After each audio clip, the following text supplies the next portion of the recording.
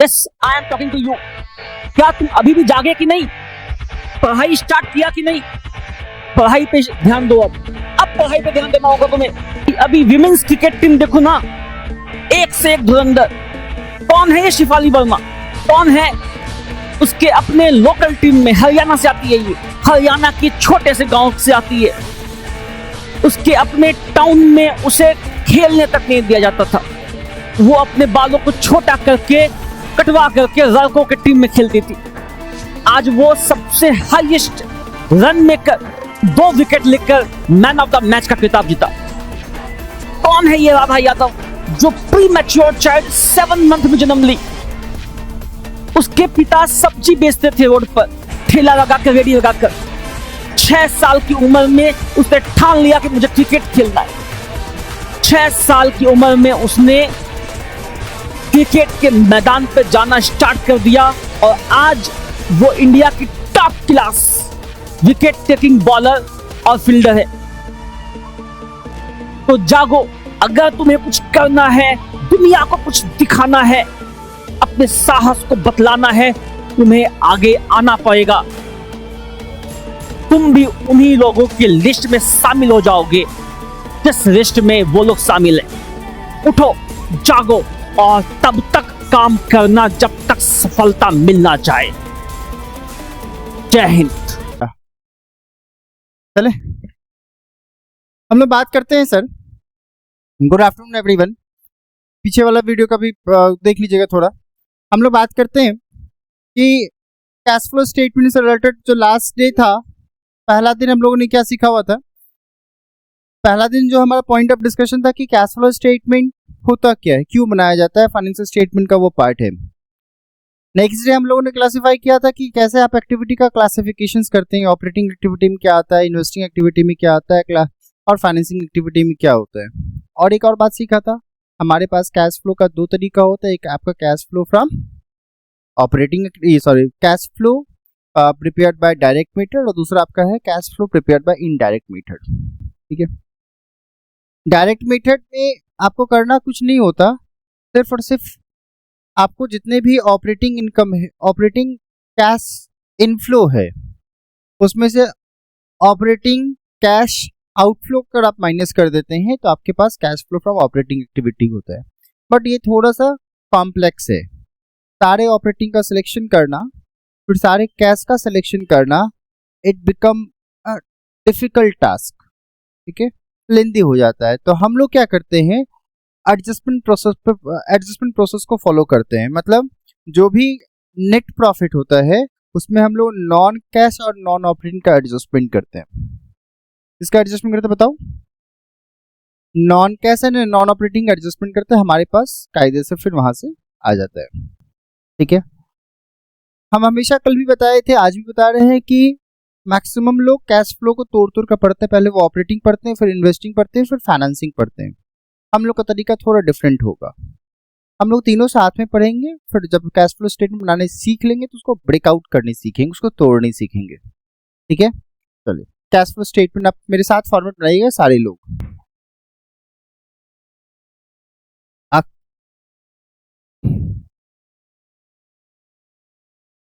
Accounting standard 3। ठीक है,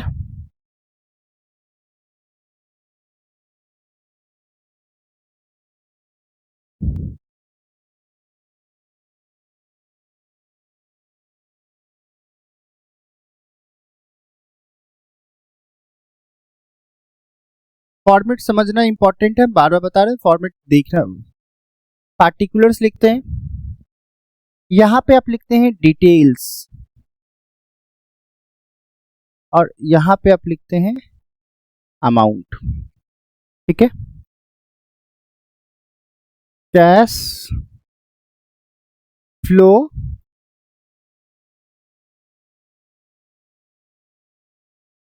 statement bracket में अकाउंटिंग स्टैंडर्ड 3, और एक ब्रैकेट लिख देते हैं, कौन सा मेथड, ये इनडायरेक्ट मेथड है।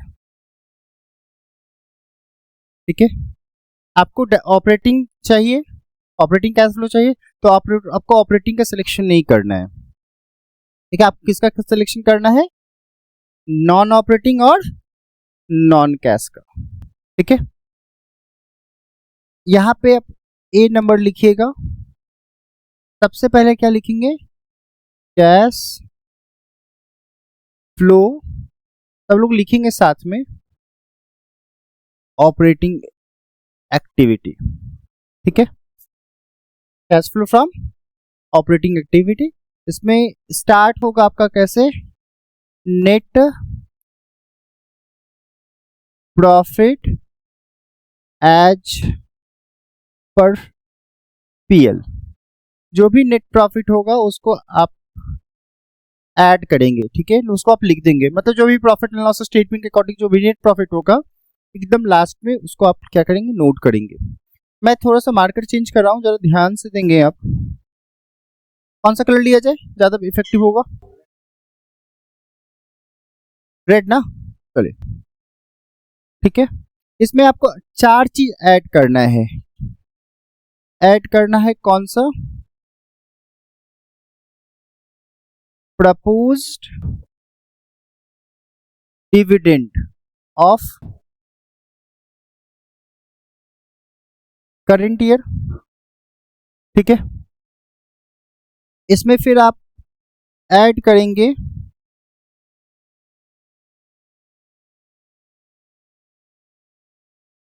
Provision for income tax IT. इसमें फिर आप ऐड करेंगे इंटरिम डिविडेंड पेड। ठीक है, कौन सा dividend paid, interim dividend paid. और ऐड करेंगे आप क्या, ट्रांसफर टू जनरल रिजर्व। ये ऐड करने के बाद आपके पास क्या आता है, फिर ठीक है, फिर आपके पास आता है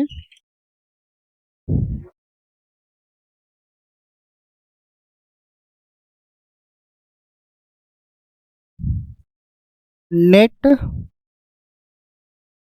प्रॉफिट बिफोर टैक्स। ठीक है, फिर आप क्या करते हैं बताइए, एडजस्ट करते हैं एक्स्ट्रा ऑर्डिनरी आइटम्स। ठीक है, आपके पास आता है यहाँ पे net profit before tax and EOI. अब यहां से आपका कैश फ्लो स्टार्ट होगा। अभी तक कैश फ्लो आपका स्टार्ट भी नहीं हुआ है। देखो कैसे मैंने क्या किया हुआ, देखिए सर ध्यान से, net profit cash flow from operating activity start करने से पहले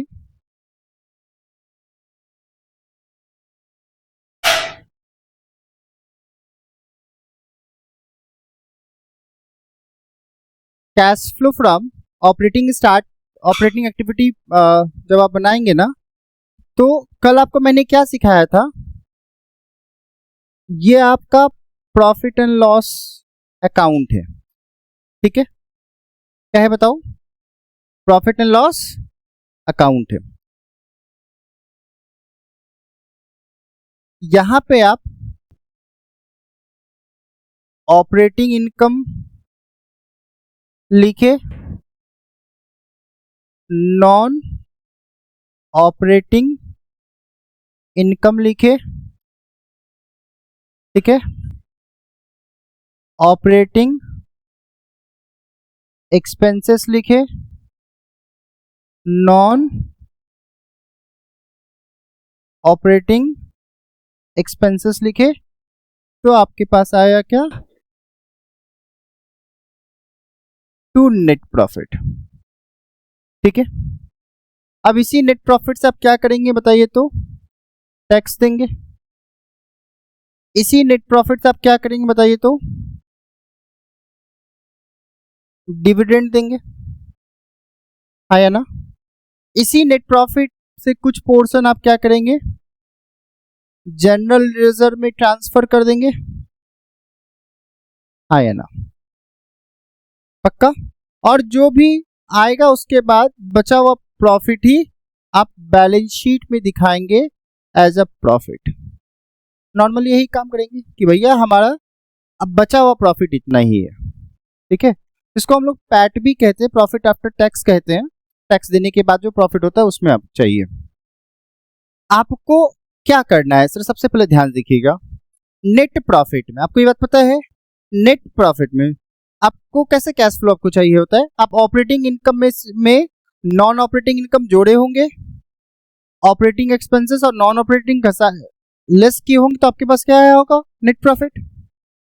एक तरीका क्या हो सकता है कि ऑपरेटिंग इनकम में से, जो हम कैसे ही बोले, क्रेडिट को इग्नोर करना है अभी आपको, ऑपरेटिंग इनकम में से अगर ऑपरेटिंग एक्सपेंसेस को माइनस कर देंगे तो मेरे पास क्या आ जाएगा? Cash flow from operating activity हो जाएगा, ठीक है? लेकिन अगर हम लोग रिवर्स एक और तरीका चल सकते हैं कि अगर नेट प्रॉफिट में, किसमें? नेट प्रॉफिट में नॉन ऑपरेटिंग एक्सपेंसेस जोड़ दे, ऑपरेटिंग इनकम घटा दे, तो बचेगा तो फिर यही दोनों, ऑपरेटिंग इनकम ऑपरेटिंग एक्सपेंसेस, आया ना? फिर से सुनना ध्यान से। अगर हम लोग डायरेक्ट मेथड में चलते हैं, किसमें चलते हैं? डायरेक्ट मेथड में क्या होगा? ऑपरेटिंग इनकम में से ऑपरेटिंग एक्सपेंसेस माइनस कर देंगे, जो कैश नेचर का होगा, cash flow from operating activity आ जाएगा। इनडायरेक्ट में क्या होगा? नेट प्रॉफिट में आपको नॉन ऑपरेटिंग एक्सपेंसेस क्या करना है? ऐड करना है, और नॉन ऑपरेटिंग इनकम लेस करना है। तो आपके पास क्या बचेगा? ऑपरेटिंग ही बचेगा, सिर्फ operating income and operating expenses बचेगा। लेकिन आपके पास चाहिए सबसे पहले क्या? Net profit. नेट प्रॉफिट कौन सा नेट प्रॉफिट? टैक्स देने के बाद या टैक्स देने के पहले? टैक्स देने के पहले। क्या चाहिए बताओ? टैक्स देने के पहले। मान लो इसी नेट प्रॉफिट में से आपने टैक्स माइनस करा, आपने दिया है नहीं दिया उससे मतलब नहीं है, आपने टैक्स आपको देना है तो उसको माइनस करा, डिविडेंड जो देंगे उसको आपने माइनस करा, जनरल रिजर्व जो आप ट्रांसफर किया उसको माइनस करेंगे, तो आएगा आपका नेट प्रॉफिट बैलेंस शीट में। तो पैट आपको चाहिए तो ये दोनों तभी माइनस कर देंगे, तब कर पाएंगे एडजस्ट कर, जब आपके पास ये नेट प्रॉफिट आएगा। इस नेट प्रॉफिट में आपको नॉन ऑपरेटिंग एक्सपेंसेस क्या करना है?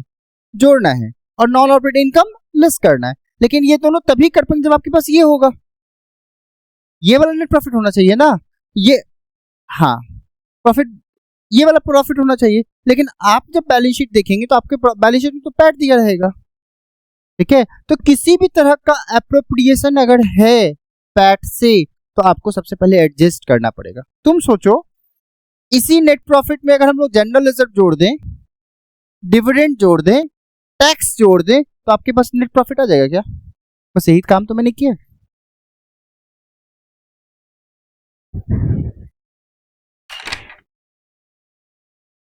देखो सर इसमें क्या किया मैंने, बताओ।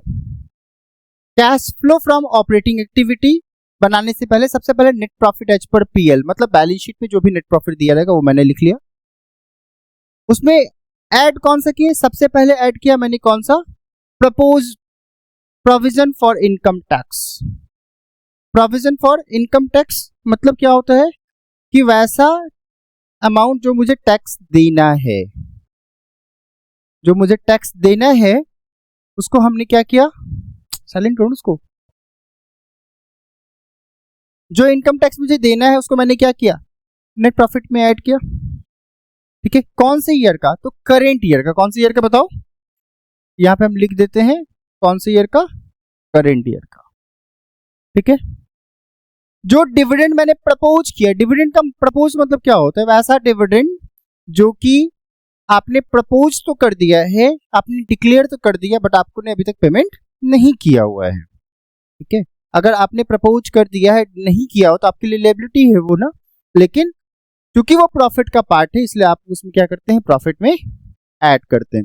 तो आपने क्या किया बताओ, प्रपोज डिविडेंड को ऐड किया, propose dividend of the current year को ऐड किए, provision for income tax of the current year को ऐड किए, इंटरिम डिविडेंड, नॉर्मली क्या होता है इस साल का डिविडेंड हम लोग पेमेंट कब करेंगे, अगले साल करेंगे, उसके अगले साल का डिविडेंड कब करेंगे, उसके अगले साल, चूंकि साल कब खत्म हो जाए, 31 मार्च को साल खत्म हो जाते हैं, कौन से ईयर को खत्म हो जाते हैं बताओ, 31 मार्च को साल खत्म हो जाता है, तो डिविडेंड जब भी देंगे एजीएम के बाद ही देंगे, मतलब इस साल जो हम लोग डिविडेंड दे रहे हैं वो करेंट ईयर का डिविडेंड देंगे या पिछले साल का डिविडेंड देंगे, पिछले साल का डिविडेंड देंगे।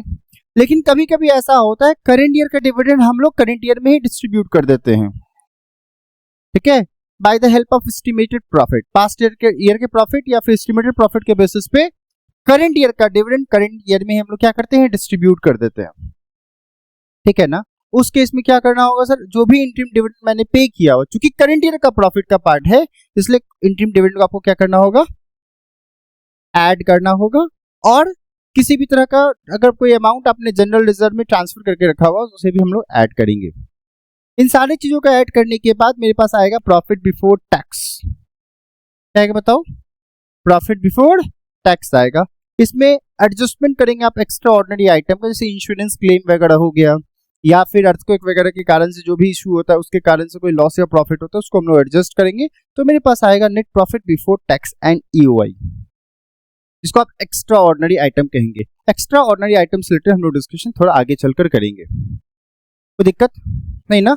अगर क्वेश्चंस में प्रॉफिट बिफोर टैक्स दिया हुआ है और प्रॉफिट आफ्टर टैक्स भी दिया हुआ है तो आपको फिर इतना कुछ करने की जरूरत ही नहीं है, आप सीधे प्रॉफिट बिफोर टैक्स से ही स्टार्ट हो जाएंगे, क्लियर। बट नॉर्मली ऐसा होता नहीं है, आपको क्वेश्चंस में पैट दिया रहेगा, आपको ये चार चीज ऐड करना, और कैश फ्लो बनाने का सबसे आसान तरीका यही है, आपको सबसे पहले net profit as per PL लेना है, उसमें चार चीज ऐड करनी, कितनी चीज ऐड करने, चार, कौन कौन सा, propose dividend of the current year, provision for tax of the current year, interim dividend paid and amount transfer to general reserve in the current year.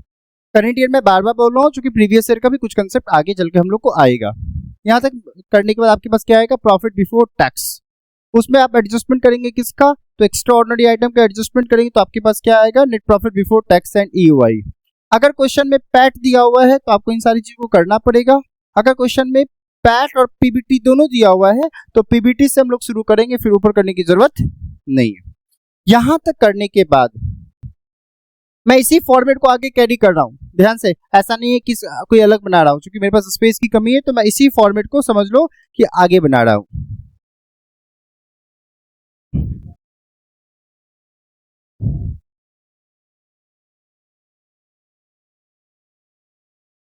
क्या आया था बताओ, प्रॉफिट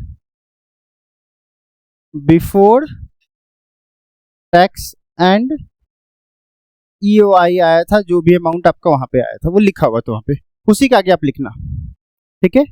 फिर आप क्या करेंगे sir, adjustment for non cash and non operating, ठीक है, इसमें कुछ नहीं हो सारे।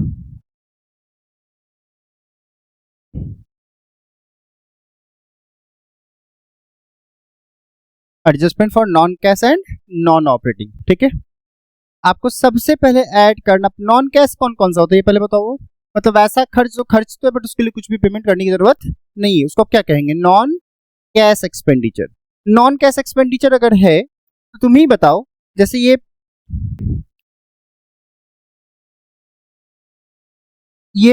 पीएल है, इसमें आपने डेप्रिसिएशन लिख दिया है, इसमें आप एमोर्टाइजेशन लिख दिया है कुछ भी अमाउंट, क्या डेप्रिसिएशन और एमोर्टाइजेशन के कारण से, सुनो, डेप्रिसिएशन और एमोर्टाइजेशन के कारण से आपका कुछ प्रॉफिट घट रहा है क्या, प्रॉफिट को इफेक्ट भी हो रहा है क्या,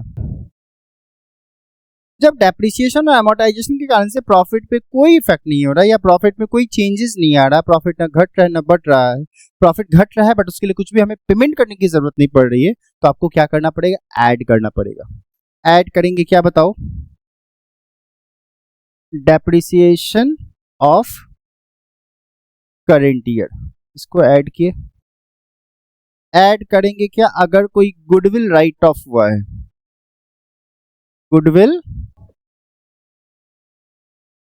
रिटेन ऑफ, उसको हमने ऐड किया। ठीक है, ऐड क्या करेंगे, loss on sale of fix assets, add करेंगे क्या, loss on sale of investment, very good,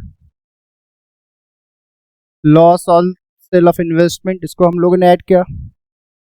add करेंगे क्या, इंटरेस्ट का आपने पेमेंट किया हुआ है, इंटरेस्ट पेड, क्यों ऐड करेंगे, क्योंकि ये आपका नॉन ऑपरेटिंग नेचर का है। ठीक है ना, हम लोगों ने इंटरेस्ट जो पेमेंट किया है वो आपका कौन से नेचर का है, नॉन ऑपरेटिंग नेचर का, इसलिए उसको आपने क्या किया, ऐड करा, आपके लिए एक्सपेंसेस है। तो हमेशा मैं बता रहा हूँ जो लॉस है उसको आपको ऐड करना है, जो प्रॉफिट है उसको लेस करना है। ठीक है, लेस करना है क्या बताओ, वेरी गुड, रेंट अगर आपने रिसीव किया हुआ है तो रेंट रिसीव करना हमारा मेन काम नहीं है, फिर लेस क्या करना है बताओ, वेरी गुड, इंटरेस्ट रिसीव को भी आपको क्या करना पड़ेगा, लेस करना पड़ेगा। ठीक है, फिर क्या लेस करना पड़ेगा बताओ, डिविडेंड रिसीव को भी आप क्या करेंगे, लेस करेंगे, और लेस करेंगे profit on sale of fix assets, फिर क्या लेस करेंगे, profit on sale of investment. ठीक है, बात समझ में आ रही ना, जो भी नॉन ऑपरेटिंग एक्सपेंसेस हमने उसे क्या कर दिया, नॉन ऑपरेटिंग एक्सपेंसेस हमने क्या कर दिया, ऐड कर दिया, नॉन ऑपरेटिंग इनकम हमने क्या कर दिया, लेस कर दिया। तो किसमें ऐड लेस किया, तो profit before tax and EOI में। ठीक है, अब मेरा क्या आ गया, यहां तक लिख चुके हो पक्का, यहां तक नोट कर लो फास्ट।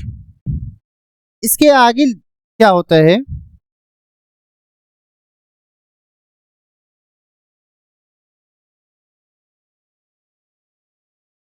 आपका आता है बताओ, उसके आगे लिखना आप ये करके, ऐसे करके, हाँ, cash flow from operating activity before working capital change. ठीक है, वर्किंग कैपिटल बोले तो combination of current assets and current liabilities को समझने की कोशिश करना। एक बेसिक एग्जांपल समझें, मान लीजिए आपके पास पहले स्टॉक था 40,000 रुपए का प्रीवियस ईयर में। ठीक है, इस साल अगर आपके पास स्टॉक बढ़कर 90,000 हो जाता है तो आपका बताइए कैश का इनफ्लो हुआ होगा, कैश का आउटफ्लो हुआ होगा। 40,000 का पहले सामान पड़ा हुआ था, अब सामान पड़कर कितना हो गया होगा, 90,000 रुपए। तो सामान तो आया, बदले फ्री में तो कोई सामान दिया नहीं होगा, बदले मुझे पैसे देना पड़ा होगा। तो कैश का मेरा इनफ्लो या आउटफ्लो, आउटफ्लो। आउटफ्लो के केस में आप क्या करेंगे बताओ, आउटफ्लो के केस में लेस करना है या ऐड करना है, पैसा जा रहा है ना, वेरी गुड, आउटफ्लो के केस में लेस करेंगे, इसमें आप लेस करेंगे इंक्रीज इन करेंट एसेट्स। ठीक है, फिर आप ऐड करेंगे क्या, डिक्रीज इन करेंट एसेट्स। जैसे मान लो पिछले साल स्टॉक था मेरे पास 90,000 का, इस बार स्टॉक घटकर आता है 30,000 का, मतलब क्या होगा, हमने 60,000 का स्टॉक बेचा होगा। स्टॉक अगर 60,000 का बेचेंगे तो मेरे पास कैश घटा होगा, कैश घटा हो तो हमको क्या करना पड़ेगा, लेस करना पड़ेगा। तो यहाँ मैंने ब्रैकेट में लिख दिया है, ठीक है। फिर लेस करेंगे डिक्रीज इन करंट लायबिलिटी और ऐड करेंगे आप क्या, सॉरी सॉरी सॉरी,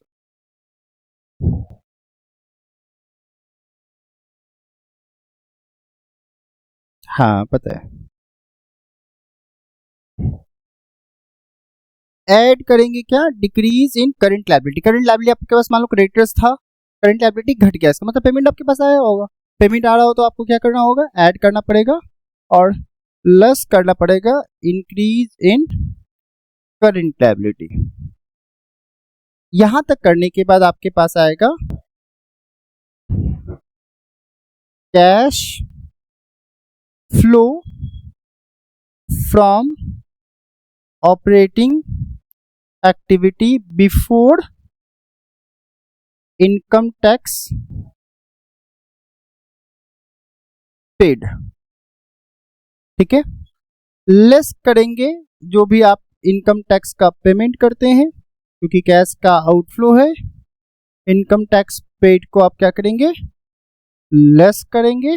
आपके पास आएगा कौन सा, अब इसको बाहर में लिखना है, cash flow from operating activity. ये आपका हुआ net cash flow from operating activity. Clear, यहां तक नोट करना है, नोट कर लो, फास्ट फास्ट नोट करोगे तुम लोग, फास्ट। उसी का पार्ट है, सब कंटिन्यू ही हो रहा है। मैं एक बार फिर से आपको दिखा दूंगा, देखो सर ध्यान से, इसको ये नोट हो गया ना। खैर आपने देखा होगा सर, पूरा प्रोसेस समझिएगा ध्यान से ऑपरेटिंग का। सबसे पहले आपने क्या लिखा बताओ, cash flow from operating activity लिखा, इसमें चार चीज हम लोगों ने ऐड करते हैं। हम लोग ऐड करते हैं proposed dividend of the current year, provision for income tax, interim dividend paid, transfer to general reserve. आपके पास इन सारी चीज ऐड करने के बाद क्या आता है, net profit before tax. Step याद रखिएगा, क्या आता है बताओ, नेट प्रॉफिट बिफोर टैक्स। उसमें आप एडजस्टमेंट करते हैं किसका, एक्स्ट्राऑर्डिनरी आइटम का। एक्स्ट्राऑर्डिनरी आइटम का एडजस्टमेंट करने के बाद आपके पास क्या आता है, net profit before tax and EOI, ठीक है। फिर इसमें आप एडजस्टमेंट करते हैं किसका, non cash and non operating का। मैं बोल रहा हूं एडजस्टमेंट मतलब लॉस को जोड़ना है और प्रॉफिट को घटाना है, ठीक है। तो सबसे पहले आप क्या ऐड करते हैं, depreciation of the current year. ऊपर नीचे ऑर्डर हो सकता है, उससे कोई फर्क नहीं पड़ता है। Depreciation of the current year, goodwill जो राइट ऑफ करते हैं वो, loss on sale of fix assets, loss on sale of investment, interest paid, ठीक है, इसको ऐड किए। और जो भी इनकम जैसे रेंट रिसीव है, इंटरेस्ट रिसीव है, डिविडेंड रिसीव्ड है, profit on sale of investment है, तो इन सारी चीजों को लेस करने के बाद आपके पास क्या आता है, net cash flow from operating activity before working capital change. Working capital बोले तो current assets and current liability का कॉम्बिनेशन।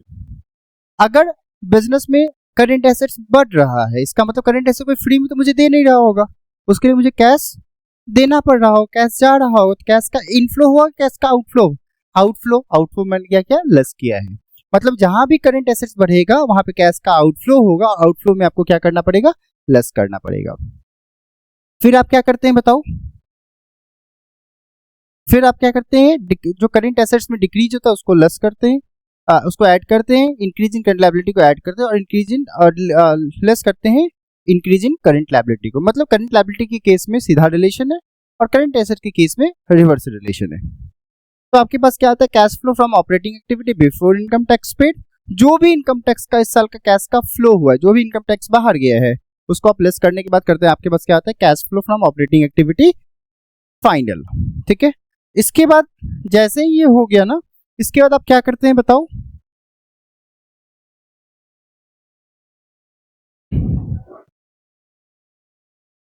बी नंबर, इसके नीचे ये होने के बाद आप क्या लिखेंगे, B number, cash flow from investing activity, ठीक है, पक्का। Sale proceeds of fix assets, वो लिखा है, ठीक है। Sale proceeds of non current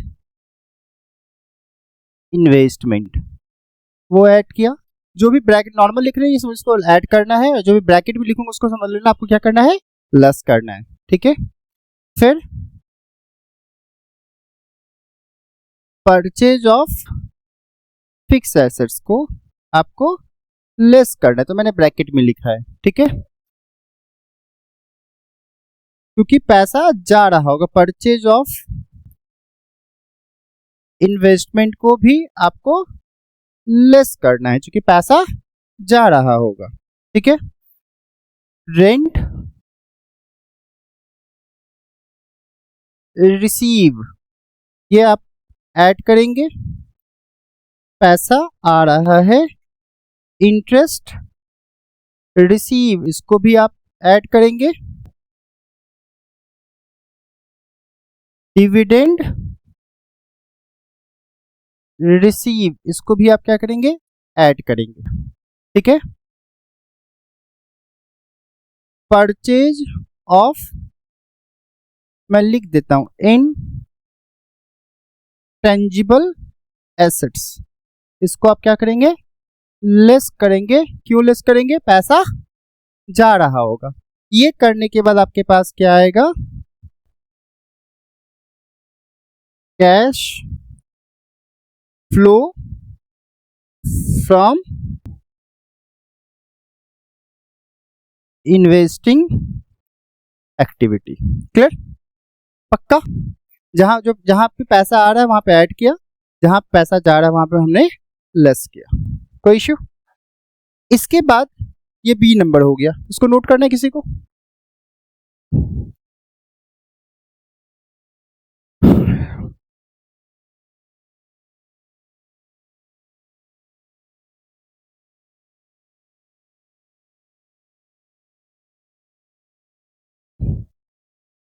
चले, हो गया। चलिए अब आप क्या बनाएंगे बताओ। सी नंबर में cash flow, very good, financing activity, ठीक है, पक्का। इसमें इशू ऑफ शेयर्स, चाहे वो इक्विटी हो या फिर प्रेफरेंस, मैंने ब्रैकेट में लिख दिया, जो भी अपना होता है इक्विटी शेयर्स, ठीक है। इश्यू ऑफ, ये मैंने बता चुका हूं आपको पहले ही कि कैपिटल स्ट्रक्चर से रिलेटेड किसी तरह का कैश का इनफ्लो या आउटफ्लो होगा तो आपका फाइनेंसिंग का पार्ट होगा। Issue of debenture, loan raised, ठीक है, रीपेमेंट, रीपेमेंट ऑफ, चाहे वो लॉन्ग टर्म हो या फिर शॉर्ट टर्म हो, मैं लिख देता हूं लॉन्ग या फिर शॉर्ट टर्म, दोनों में से, या फिर लॉन्ग टर्म बोरिंग्स या फिर शॉर्ट टर्म बोरिंग्स, कुछ भी हो, ठीक है। ये आपको नेगेटिव होगा क्योंकि पैसा जा रहा है, ठीक है। रिडम्पशन ऑफ प्रेफरेंस शेयर्स या फिर डिवेंचर, दोनों का रिडम्पशन करते हैं क्योंकि इक्विटी शेयर का रिडम्पशन नहीं होता, वो भी लेस करेंगे। अब इंटरेस्ट पेड, ये भी आपका लेस होगा। डिविडेंड पेड, ये भी आपका लेस होगा, ठीक है, पक्का। ये आपका आ जाएगा, बताओ, cash flow from financing activity. ठीक है, पक्का?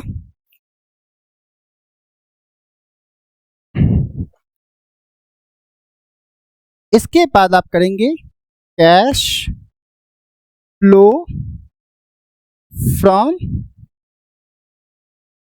ऑपरेशंस, मतलब ए प्लस बी प्लस सी, ये तीनों को जोड़ के मैंने पहले लिख दिया अमाउंट। ठीक है, अब सारा काम हम लोग आउटर कॉलम मतलब अमाउंट कॉलम में लिखेंगे, डिटेल्स में लिखने की जरूरत नहीं है। फाइनेंसिंग का अमाउंट लिख के बाहर लिख दिया। अब ए प्लस बी प्लस सी को जोड़ देंगे, उसको कैश फ्लो फ्रॉम ऑपरेशंस कहेंगे। ठीक है, ऑपरेशंस TIONS होगा, सॉरी। ठीक है, इसमें आप ऐड करेंगे opening cash and equivalent. Cash and cash equivalent में क्या आता है? Cash in hand, cash at bank और करंट इन्वेस्टमेंट। ये ऐड करने के बाद आपके पास आएगा क्लोजिंग कैश एंड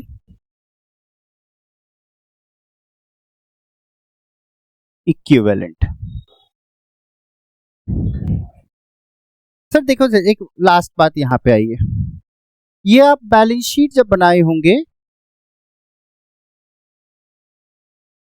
ये मान लो करेंट ईयर का, ये प्रीवियस ईयर का, ये कैश होगा कुछ, ये कुछ। ठीक है,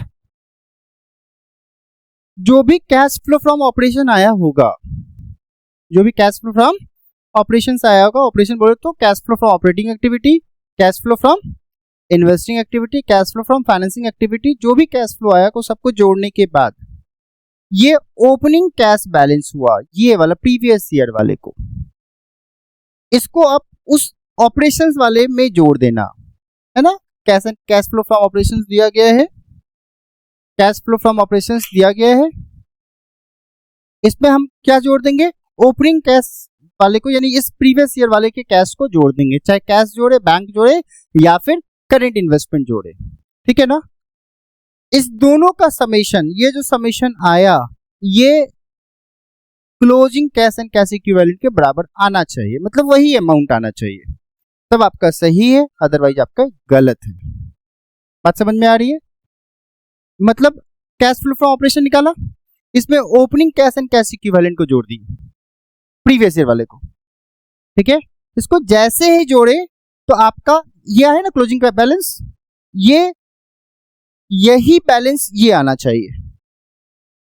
बात समझ में आ रही है? इसलिए इसको मैंने लिखा है closing cash and cash equivalent. पक्का? ये पूरा फॉर्मेट मैंने आपको समझा दिया। आपसे कुछ लोग कहते हैं फॉर्मेट याद करना है, फॉर्मेट याद नहीं करना, बस फॉर्मेट का आपको फॉर्मेट याद रखना है। अच्छा, दोनों बहुत डिफरेंस है। फॉर्मेट याद करना मतलब रट जाना नहीं, कैसे बनता है इसको याद रखना है, कि किसके बाद आप क्या करते हैं, ये आपके दिमाग में होनी चाहिए कि एडजस्टमेंट कब करते हैं, फिर आप वर्किंग कैपिटल का काम कब करते हैं, ठीक है, फिर इन्वेस्टिंग क्या करते हैं, फाइनेंसिंग क्या करते हैं, इसको याद रखना है। तो इन चीजों को याद रखने आपको करना कुछ नहीं है, एक बार आपने लिख रखा हुआ है, 2 बार और सेम चीज को कॉपी कर लेना, हमेशा के लिए याद रहेगा। क्या करोगे बताओ? आज की होमवर्क क्या है आपका? सिर्फ 2 बार फॉर्मेट को कॉपी कर लेना है, छाप लेना है। एक बार हो चुका है, 2 बार और, मतलब कितने बार होंगे? 3 बार, मोर देन सफिशिएंट आपको याद करने के लिए। पक्का? Thank you for today. कल हम लोग इससे रिलेटेड क्वेश्चन स्टार्ट कर देंगे। 1-2 क्वेश्चंस करने के बाद फिर हम लोग क्या करेंगे, एडजस्टमेंट करेंगे और चीजें हमारे लिए कंफर्टेबल हो जाएगा। क्लियर? Thank you.